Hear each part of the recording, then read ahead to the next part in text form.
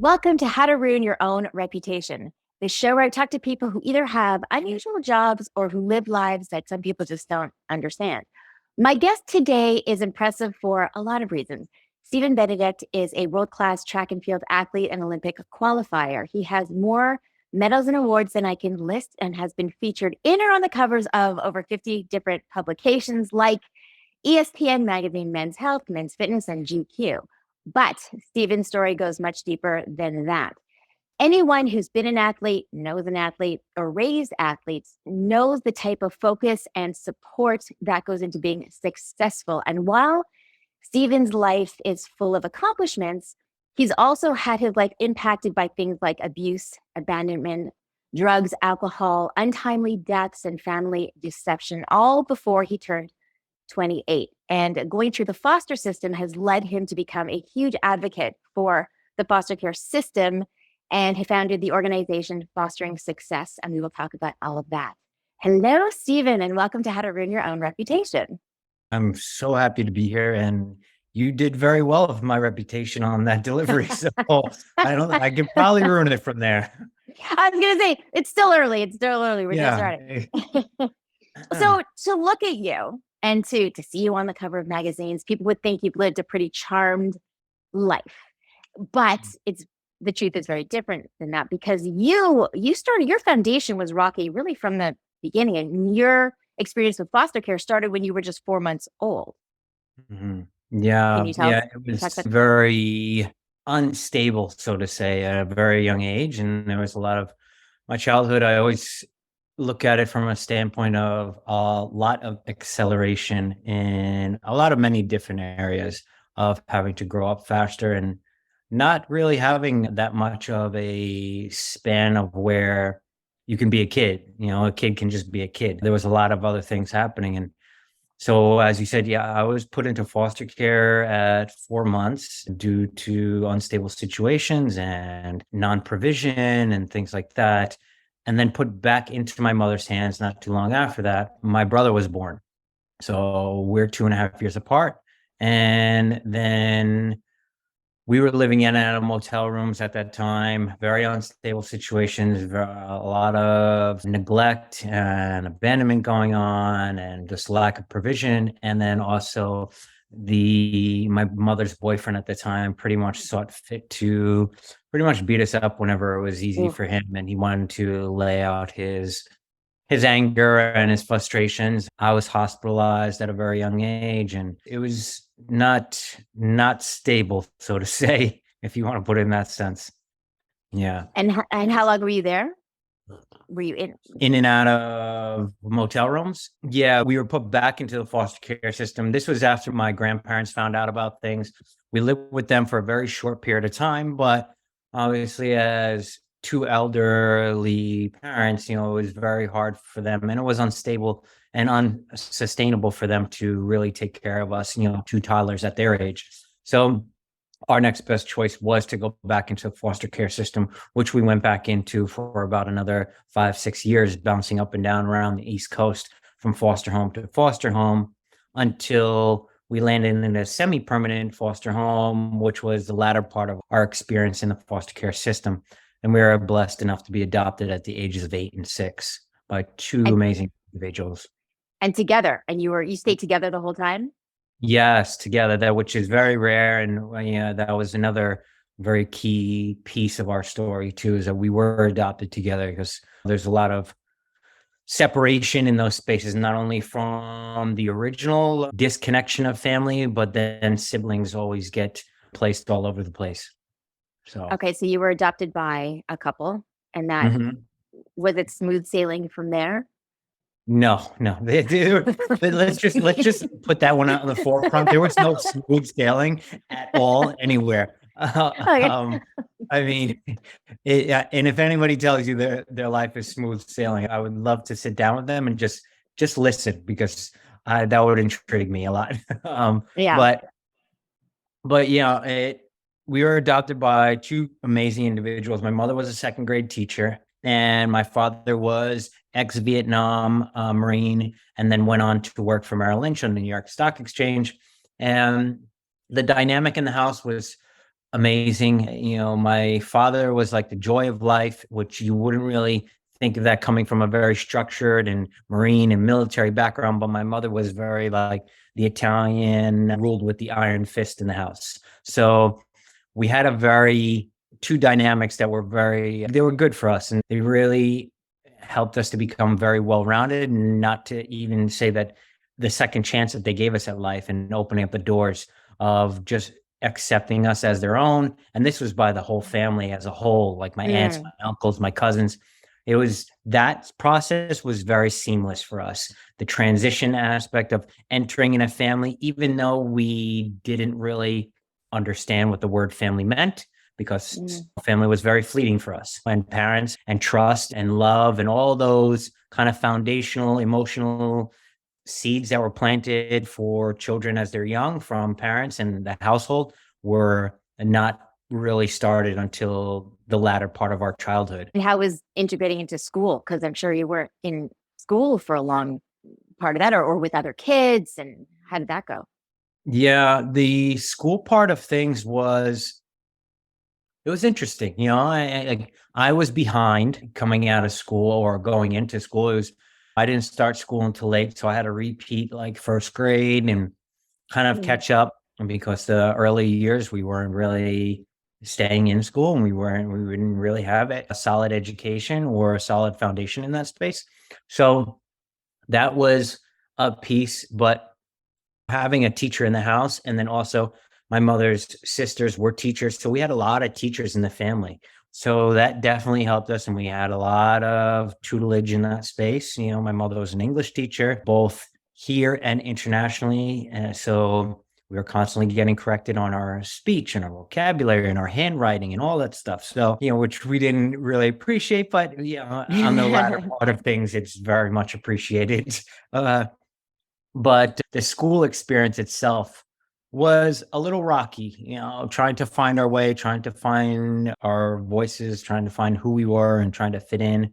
I know I've had a couple of run-ins with kids and questions and kind of outlooks and perceptions of, well, not really knowing what adoption was. A lot of them came from a standpoint of really an ignorant standpoint of just being like, well, you don't have a family, right? Like that's their rebuttal if we got into an argument, or like, that was their type of approach to it. Typical kids trying to, hit where it hurt, or take their pot shots and stuff. But the biggest thing for me was then it was the sports platform. That was really a lot of space that opened up for us. Not to mention that my parents opened up the doors and got us into everything from art to music to education to sports, which just really broadened our horizons, which I think is super important for every kid nowadays, especially in society's, current society of things. Exposure is super important. And so our first foundational sport, I did martial arts for 10 years. I did judo for 10 years, and that was my big sport. I loved it. And I really excelled at it. I went to nationals. Unfortunately, I broke my arm and snapped it in half at nationals. So that wasn't too fun. They had to drag me off on the mat with Abel. It was, but definitely a foundational. It laid a lot of discipline, due diligence, focus, all those things that would be on the latter part of my development and help me succeed in not only in sports, but what I do on the track, but off the track as well. So that was a big piece for me. And then, being able to dabble into everything, from soccer to baseball to football. Football was my next biggest thing. And running really wasn't on my radar, to be honest with you. That was kind of a big push. I was like pushed into that by my mom, my freshman year in high school. And that was just because the track and field coach saw me on the football field and was eager to have me come out for winter sports. And I really wanted to go out for wrestling because it was very similar in judo. So judo is very technical, and wrestling's a little more kind of brute force. So I wanted to do that, but my mother was, in her due diligence of pushing her agenda, she really wanted us to try something new, or wanted me to try something new. So I was like, okay. And I wound up going out my freshman year and winning county championships as a freshman, and kind of just built up over time over that. And it's been a big cornerstone for me, just as much as like the foundational aspects of doing martial arts with discipline and everything. The track and field space really added to that. It's a soul sport. It's really whatever you put back into it, you get back. It's you against the clock. You're running your race. I mean, there's a lot of life correlations in it that really have played a part into speaking engagements that I've done for CEOs and stuff like that, relating those pieces from an athlete standpoint to business life or just life in general of people, trying to figure out their path and understand where they are, and being able to be not complacent, but to live in the moment of and focus on what they're doing now. Well, it's funny because it sounds like the first part of your childhood was so completely different than the second part of your childhood. Because the first part you're talking about, everything was unpredictable. There was no stability. You were moving from hotel to hotel to foster. I remember reading you talking about how all your stuff was in garbage bags and how you had to carry that around with you. So the inner message that you're getting is sort of like you're disposable. So you went from that to being adopted by these amazing people who were very structured but also loving. And it sounds like it was a big family that you were brought into. Yeah, it was a big Italian family. Yeah. That's a big difference. Yeah, we had a lot of Italian roots, even from our birth parents and things like that, which there's a lot of question marks there, but definitely a big family and a lot of family gatherings, which was huge difference for us.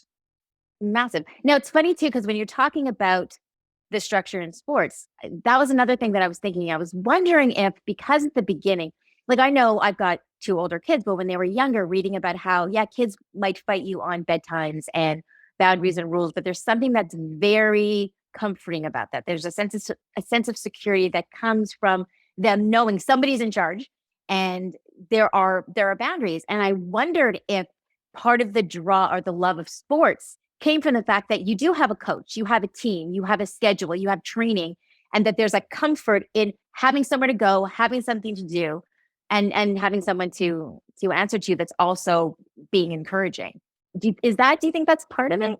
Yes, I think that was a big part of it, because when I was growing up, I had to play that role for my brother. So I had to be the father figure for my brother at a very young age. And one, I did not have the capability or the life assets or anything or experience or knowledge to even do that. So the main things on the table for us was to have a roof over our head, to have a bed to sleep in, and a hot meal to eat. That's the foundational aspects of anything. And so that became the cornerstone of us. And if we had those, we were taken care of. Now, when we were adopted, the amazing thing was that I was able to kind of take a deep breath and pass the baton, so to say, and put it in my parents' hands, put it in my coach's hands. And that's when it became my listening skills were very heightened, right? And that was from predisposed situations and live situations. I was always listening. I was always very aware of my surroundings, who was around me, what they were saying. Everything was super heightened because there was the self-preservation kind of mechanisms and the protective mechanisms that were out there. Like all of those things were super heightened. And then when I got adopted, it was more of, okay, I can kind of start to try to be a kid now and start to relieve some of those things and let the net go a bit, even though it was a lot harder. There was still a lot of trust that had to be built. There was still a lot of those other social emotional learning aspects that needed to be learned as I grew. But sports played a very big piece in that, because even now, my coaches if I don't trust my coach, one, I'm very seasoned as an athlete, so I know what's good and I'm very knowledgeable in the space now. But even now, if I trust my coach, then I hand everything over to him and let him do his job. And all I have to do is go run, listen to cues, and adjust where I need to, focus on my recovery. But the big brunt of things like the program design and all that stuff is handed over to him. So it was kind of the same thing of being able to alleviate and let go of things. Trust is huge. I mean, I'm hearing that a lot, and I'm wondering also, because you said, so track is an individual sport. Anytime you're on a sport, though, you're on at either for school or for your country. There's a team there, but when it comes to things like martial arts or like track and field, it is you. So is there part of you too that knows? I think I'm getting into my stuff here, but that goes into when you kind of had to, like you said, be aware and live in sort of a sense of survival mode, kind of at the beginning, where when you're running, even though you're part of a team, when you're doing something like track and it's you said it's you, it's on you, that there's this thing of, well, I can trust me.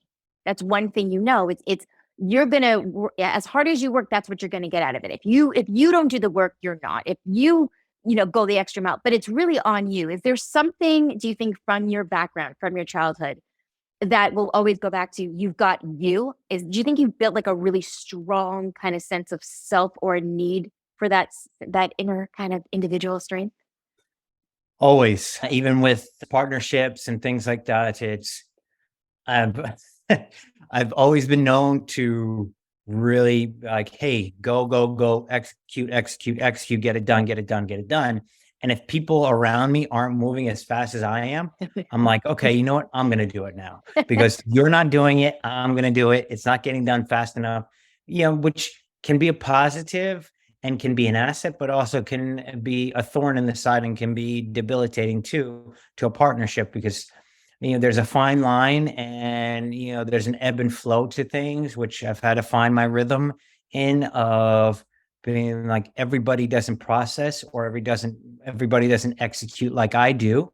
And if I'm getting involved with them or a business partnership or anything, I have to take a step back and also allow them their time and their process to produce in their way, shape, and form. Otherwise, I wouldn't have had the conversation in the first place with them if I wasn't interested in their value that they're bringing to the table, if that makes sense. So yes, there's still always, hey, that saying is, if you don't do it, nobody else is going to do it, like that. But then there's also like, hey, let people process and let people do what they're good at. And this correlates to business life too. I mean, I think people love to jump ship, or, as I would put it on the track, is like, people love to jump lanes or run somebody else's race. Like, we're in lanes on the track and like, I have to run my race. And if I start looking to the left or right in my race, then I'm running somebody else's race model and I take myself out of where my strengths are. So that correlates to life and business and everything else. Everybody who likes to put their 2 cents in to spaces like, hey, you weren't hired for this job, so do what you were hired for. So. It's so hard. That's a really hard thing to balance, though, because there are some people who come from a situation where if you don't get it done, it'll be picked up. If you drop the ball a bit, someone else is good. But if you don't have the luxury of that, then there's that feeling of, just like you said, if I don't do it, there's no one there. And it's that realization that no, sometimes there is someone there. And that's got to be a tough thing, because sometimes your gut will say, no, I don't think they can handle it. And then you got to think, okay, do I feel like they can handle it because I'm so used to being in control, or can they really not handle it? And I'm guessing that was a learning process. The more people you dealt with, the more situations and experiences you had, the more you learned to kind of like, okay, no, I can, I'm like you said, I'm around these people for a reason, because they know what they're doing. Definitely. And I've had the people that don't. I've had coaches that are not feasible, right? And I pick up on that very easily, like, especially now, because I've been in the sport for so long. And I'm unfortunately, there's a fine line between which sounds a little egotistical, and I don't want it to sound like that, but I consider myself one of the smarter athletes in the sport, because I have my hands in everything and I've had to be so versatile in so many different spaces. And so when I go into, or when I'm starting out with a coach, I'm interested in hearing their modalities and then their program design. And this goes on with everybody is I'm interested in hearing their initial conversations. And then I open the doors and it's just like, okay, hey, this is what we're doing. This is what I would like to do this year. This is what I would like to accomplish. And I give them that chance. And if I start seeing patterns of non-productiveness or not producing on my side or their side, and the relationship is not, there's no communication there, and we're not connecting on spaces, those are kind of red flags. And I just watch the patterns. And then after a while, you got to drop the axe somewhere, because then it becomes debilitating for you and you're not going to accomplish what you want. So no hard feelings, but I got to cut the strings before, because I know what happens if I keep it on too long, and I end up getting sucked into, and then it's playing cleanup. So I try to do damage control before the damage is done. Yeah, that's when the self-trust comes in, where you go, listen, I'm not being a prima donna, I'm not being a diva. I know what works for me, and this isn't going to work for me. And that's knowing yourself. I know, just to go back to what you said earlier about how important it is for kids to be not pushed, but encouraged to try different things. And I know, like I said, I raised 2 sons who are in their 20s now, but they were in sports from the time they were about 3 years old and tried different ones. I think it's really important for kids to have, doesn't matter what kind of family home you're from, even if you're from a very loving, supportive family, or if you're not, to have something else, somewhere else where you can go to and you can feel like you're part of a team, or you can have a goal that's being encouraged by somebody. I think that's really important. So it's great that you had that. And so tell me about the foundation that you started. So the foundation Fostering Success was kind of, the seeds were planted about 2 years ago. And that was when I was coming back from overseas, and I really wanted to do something that was pieces of who I am, but not about me. And also kind of the educational experience of what my past has been. And I've been involved in so many other charities, from doing keynotes for gala dinners and experience things behind the scenes, to being involved in events and just watching and kind of taking the temperature of the market as, as a foundation and nonprofits and what they do. And looking at business models, and they all seem to have the same kind of cookie cutter type of model. And so I was really disappointed in the lackluster approach some of these agencies and some of the organizations were taking. And also, not to mention the massive amounts of money that was being poured into the system, and the lack of moving the needle in the system of resolutions for very big problems that were being had. We approach it from a standpoint as, one, tangible change is at the forefront for us, no matter how, which way, shape, or form. And we do that by segmenting the system down. And what I mean by that is that the foster care system is so vast and such a very big machine, kind of moving across from pre-intervention to kids being in foster care, to social working, to psychology, to aging out youth, and all those things, to kinship care and all those things. So it's very vast, and a lot of money is continuing to be thrown at problems which they think are solutions, but it's actually just getting stuck, and they're not making any involvement. They're not making any moves, or the needle's not being really moved in the system. It just keeps getting bigger and bigger and bigger. So some of the spaces is like segmenting the spaces down. So you have aging out youth, which is something we're passionate about and is going to be a focal point for us for the starter of things. And the reason why Can you explain that? Sorry, I was going to say, how old are you when you age out? So the aging out was 18. Now they have bumped it up in California, at least, and I think across most of the states, to 21. And that is where the kids are still being able to be provided for under the foster care system, whether it be financially or housing and food and things like that. But once that kind of period ends, they're left out on the street, and that's pretty much it. And they kind of like wash their hands of things. And the sad but very real statistics behind that is that 40% of these kids within the first 4 months end up either incarcerated homeless, involved in drugs, sexually trafficked, or dead. Can I So ask you? Sorry, can yeah, I interrupt? I just want to ask you something. So when they're in the foster care system, so they're giving them I guess the basics that they need. They're providing food and shelter, and then at 18, depending, or 21, they're saying, okay, you got to go out. Now, while they're in the foster care system, are they being given the tools they need to survive out? Because it sounds like they're not. Like, are they given education? Are they given work skills? Are they given anything so that when they're released, it's like, okay, now you're prepared. Go to your job interview. Get right. go to the, but it sounds like they're just being, okay, time to go. And then it's like, what the hell do I do now? Right. Yeah. And that's the biggest insight, that's very insightful. And that's one of the things that we have taken notice of. And that's one of the, spaces that we are developing, is that while they're in there and they are being taken care of and they have these resources, why aren't we utilizing these resources in there and building community around them, building education around them, building life skills and life skill sets for them to provide, so that they do have community when they do have to leave, but they have some sort of direction and they have kind of a safety net underneath them that they can always lean back on and go back to. And the biggest thing there is that by doing that, what happens is that they become successful, and then they come back to the space that helped them and rewater it. And Right. if that happens, we're starting from the top and hopefully dribbling down through the system. And there's less and less kids that make it to that kind of aging out youth space. And, or there's more successful kids coming out. And that's kind of like a internal saturation process of things.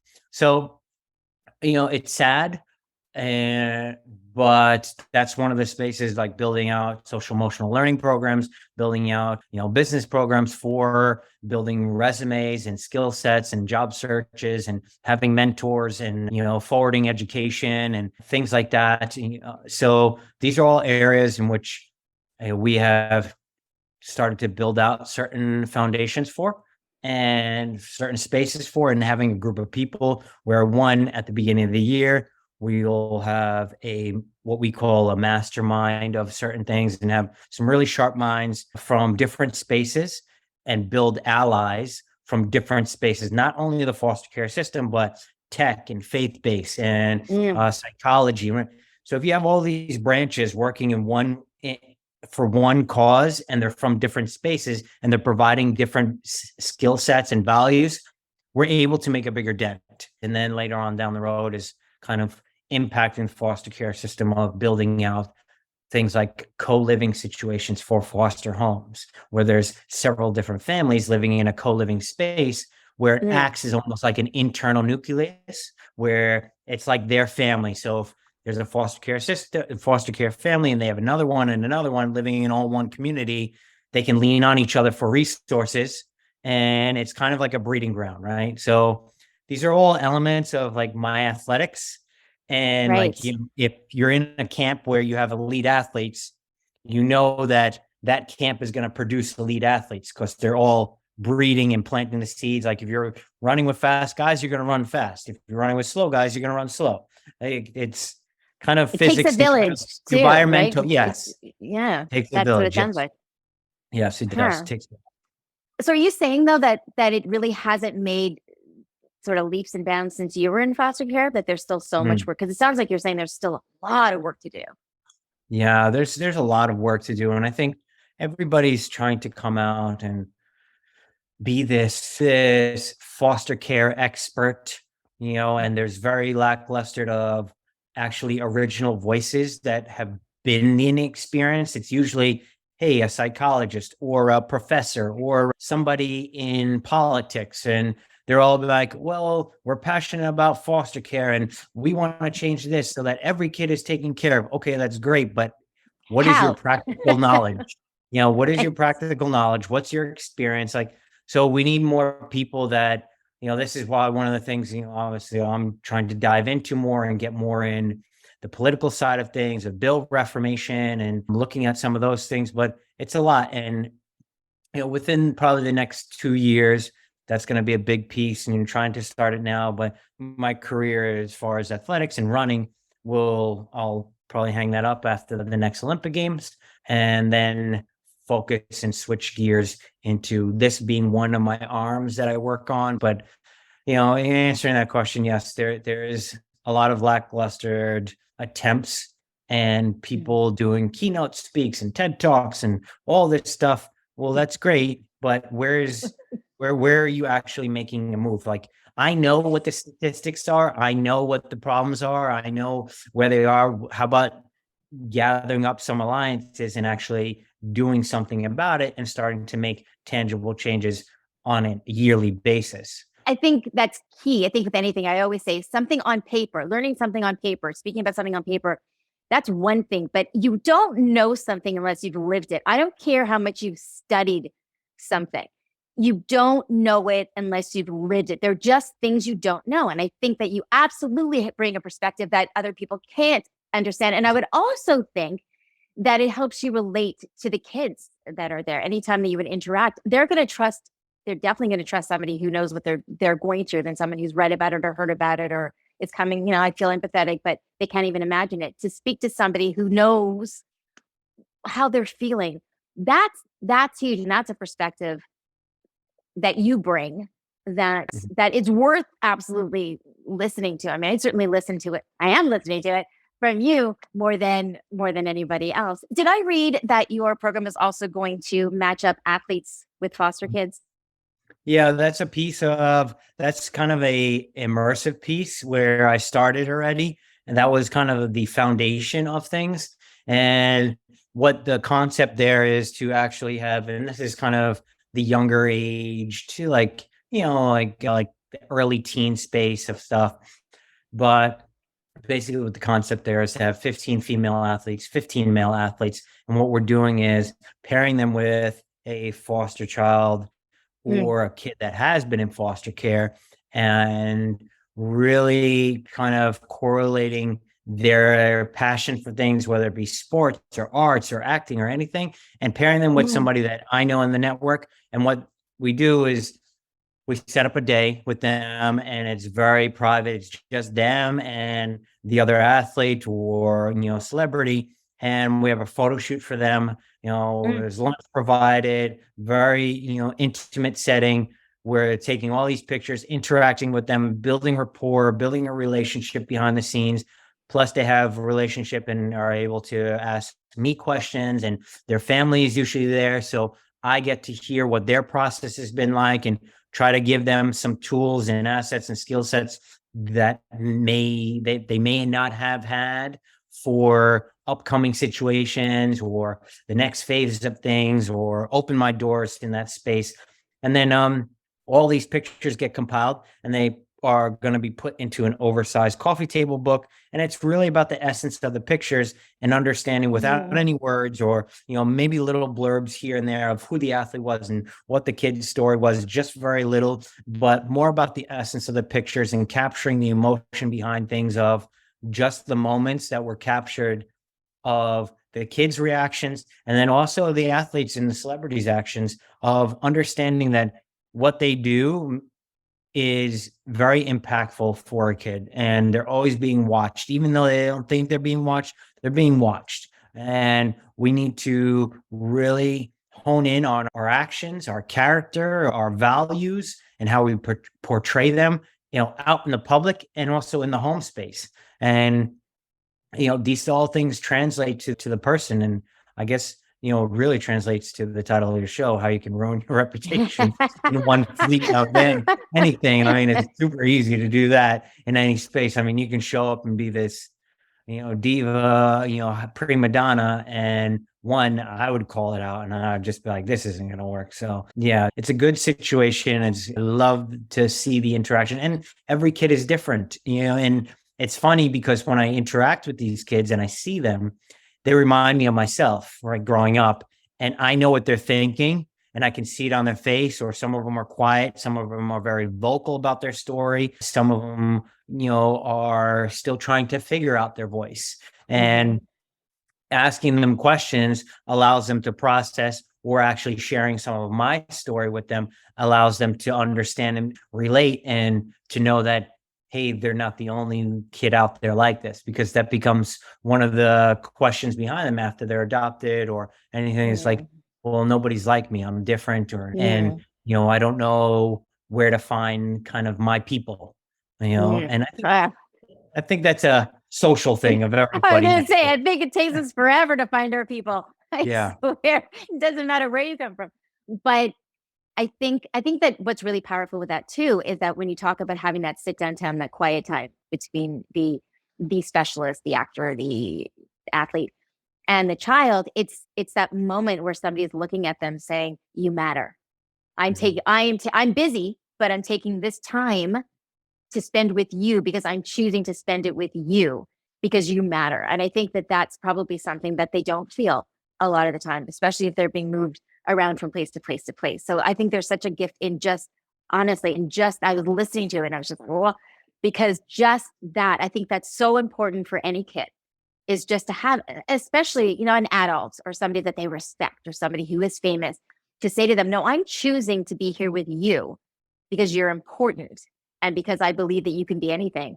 I think that there's so that to me, that's massive. And like you said, I think for the adult coming into it, kids will hold you accountable too. Kids see through a lot of bullshit also. So you gotta be on your game if you're coming in and you're gonna be a role model for a kid. You gotta live up to that. So Mhm. I think it's really good for I'm sure both parties get a lot out of it. Right. Yeah, they do. They definitely do. And, this goes back to kind of the prerequisite of, one of the things we talk about is exposure, right? And I think that one is not only for these kids, but exposure is so important for society nowadays, for the kids being grown up. The kids that are being grown and developing now are put in a space of a lot of seclusion and a lot of Mm, solidarity, and don't have, like, for me, I know that growing up, I've been exposed to everything. And I look at the kids now, they're super sheltered.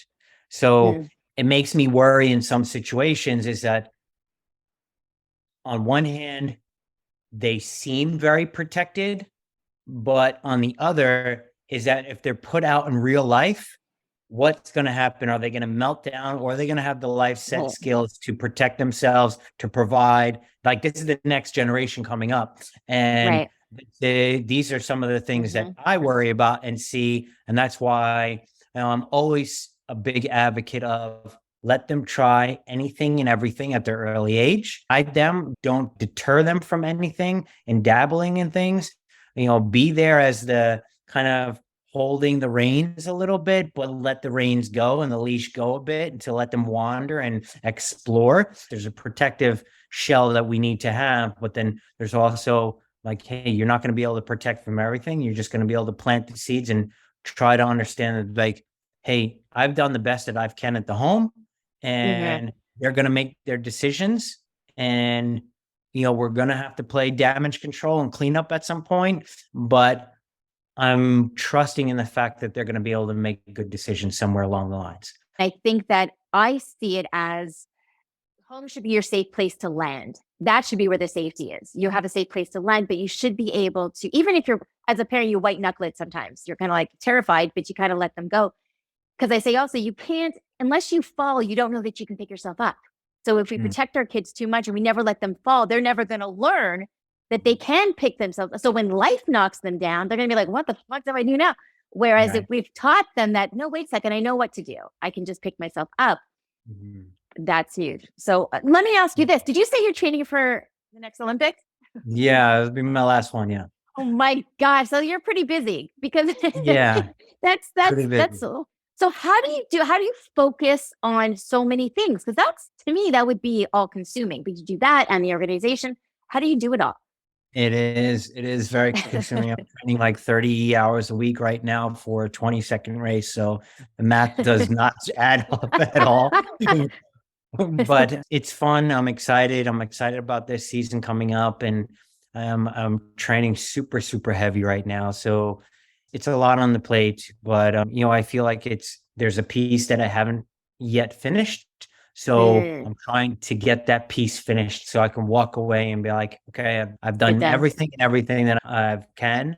And I feel like I have laid it out, and I'm laying it out right now. Like this week in total, I feel like a truck hit me like 12 times over. So it is a lot. I love what I do, and I'm looking forward to the things on the back end and starting to plant those seeds. I went to school for marketing and graphic design and worked in that space for a very big time. I do a lot of my own partnerships, and I have other people behind the scenes that'll have conversations for me, but I'm involved in everything from, brand partnerships to negotiations and stuff, which now it's getting to the point where I'm looking for a manager to kind of divvy off that stuff for, because now I need to switch gears and really focus on my training. But again, that's a hard piece for me to hand over because I've been doing it forever too. Oh, well, I'm listening to you. And you're like, okay, so you're talking about all the training. And then you're like, and then right away I'm like, can you rest a little? Can you take a nap when you're done one and then go into the other? Like, just breathe a second, Stephen. Jesus Christ. This has been great. I really appreciate you sharing your story and everything with me. Tell people how they can find you. My new website is just about to be launched. It's super interactive. There's schedules on there of things and events that I'm going to be involved in. And then, some behind the scenes stuff, and then some other things that are being developed within the upcoming months. But I'm really excited about that. You can get everything, and everything there is at www.stevieb.com. It's STEVIEYB.com. And yeah, that's pretty much, all my socials on there too, but Instagram is kind of my other big platform, but overall that's, kind of, you'll get the big full picture there. So I think, and we'll have that all in the show notes, but I think a really big part of your message is where you start doesn't have to be where you end. Yeah, right? Definitely. Without a doubt. I think our stories are super important for us as a platform to translate our message and to also relate emotionally to everybody, because I believe that the emotional aspects to each and every one of us is a universal language in which we relate to, whether it be loss, abandonment, love, abuse, any of those things.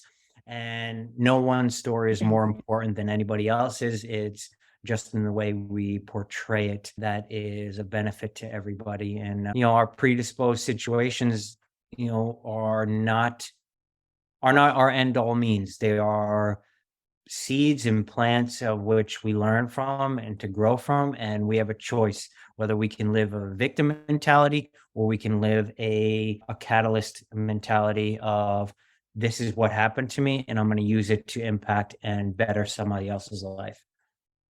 Perfect way to end it. That's awesome. Thank you, Stephen. I really appreciate this conversation. My pleasure. Thank you for having me. Thank you. And thank everybody for listening. And I will see you next week on how to earn your own reputation.